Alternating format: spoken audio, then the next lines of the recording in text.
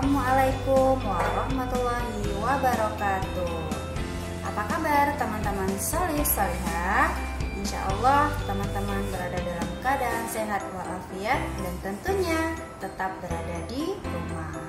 Oke, bertemu kembali bersama Bu Elza dalam pelajaran ilmu pengetahuan alam pada materi baru.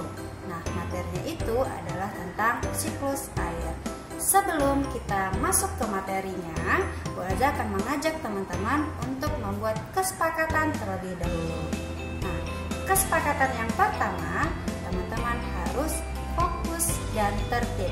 Caranya, saat teman-teman mendengarkan penjelasan Bu Elza, silahkan teman-teman duduk dengan tertib tanpa makan ataupun berbaring. Yang kedua, jika teman-teman ingin bertanya, silahkan simak terlebih dahulu penjelasan dari Bu Elza, kemudian tuliskan di kolom komentar ya.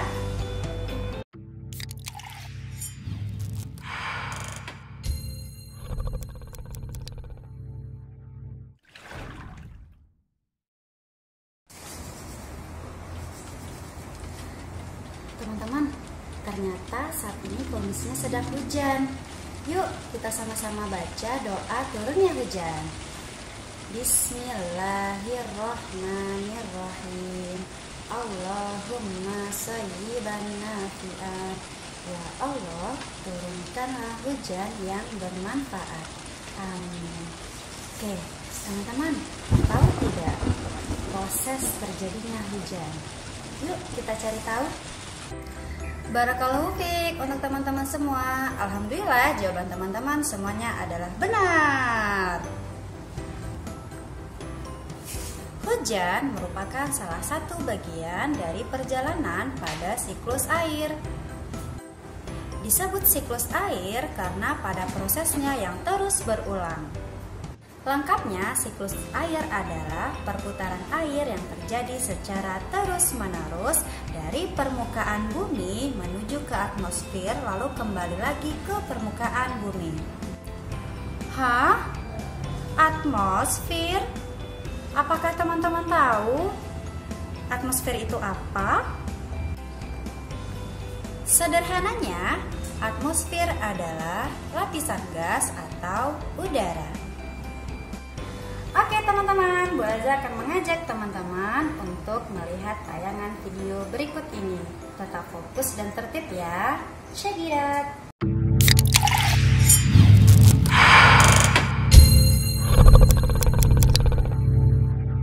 Siklus air.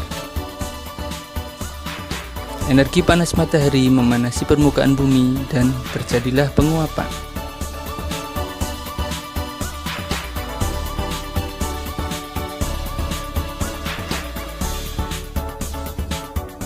Pada permukaan laut disebut evaporasi.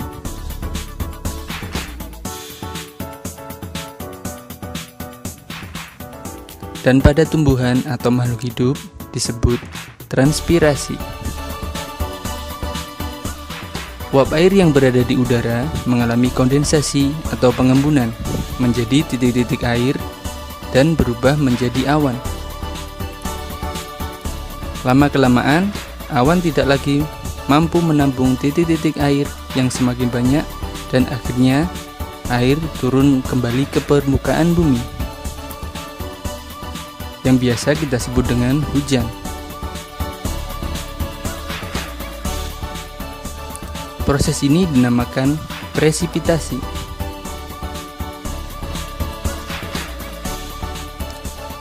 Siklus air dapat dibedakan menjadi 3, yaitu siklus pendek, siklus sedang, dan siklus panjang.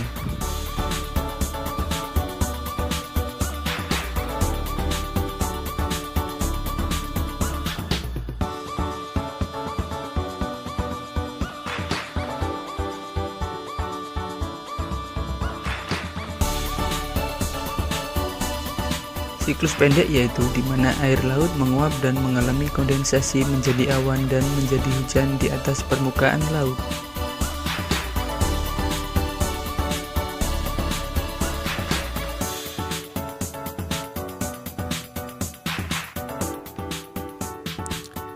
Pada siklus sedang, awan akan terbawa angin dan menjadi hujan di darat, lalu masuk ke tanah yang disebut infiltrasi dan kemudian mengalir ke laut. Sedangkan pada siklus panjang, uap air akan membentuk kristal es dan terbawa ke pegunungan dan jatuh sebagai salju dan membentuk gletser, masuk ke sungai dan mengalir lagi ke laut. Dan siklus air terulang kembali. Sekian dan terima kasih.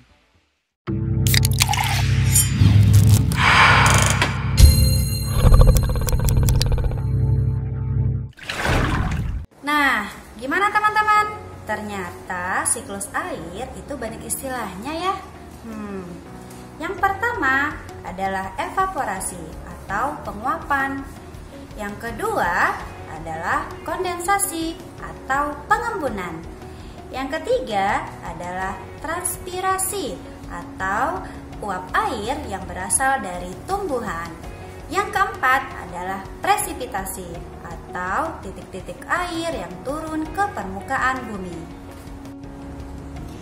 Air di sungai, di danau, di laut menguap karena matahari, maka disebut sebagai evaporasi.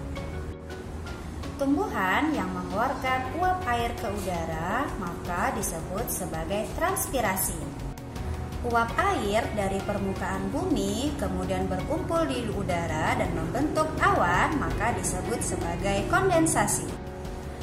Ketika suhu udara turun, maka awan tidak sanggup lagi untuk menahan uap air, maka terjadilah hujan. Proses hujan disebut sebagai presipitasi. Runoff merupakan suatu pergerakan air dari permukaan yang lebih tinggi menuju permukaan yang lebih rendah. Akumulasi adalah air berkumpul kembali ke lautan, kemudian siklus air maka akan terjadi lagi. Oke, sekarang Bu Aza akan bertanya nih sama teman-teman, apakah teman-teman sudah paham tentang siklus air? Jika sudah, Bu Aza akan bertanya kepada teman-teman. Pertanyaan pertama, apakah yang dimaksud sebagai kondensasi? Apa hayo? Kemudian pertanyaan kedua, apakah yang disebut sebagai presipitasi? Yang ketiga, apakah yang disebut sebagai evaporasi? Jika teman-teman tahu, silahkan dijawab di komentar yang ada di bawah ini. Teman-teman, itulah tadi penjelasan tentang siklus air. Ternyata untuk terbentuknya hujan ada beberapa proses atau tahapan agar terbentuknya titik-titik air. Nah, sekian dulu penjelasan tentang siklus air dari Bu Elza. Bu Elza akhiri pelajaran kali ini. Wassalamualaikum warahmatullahi wabarakatuh.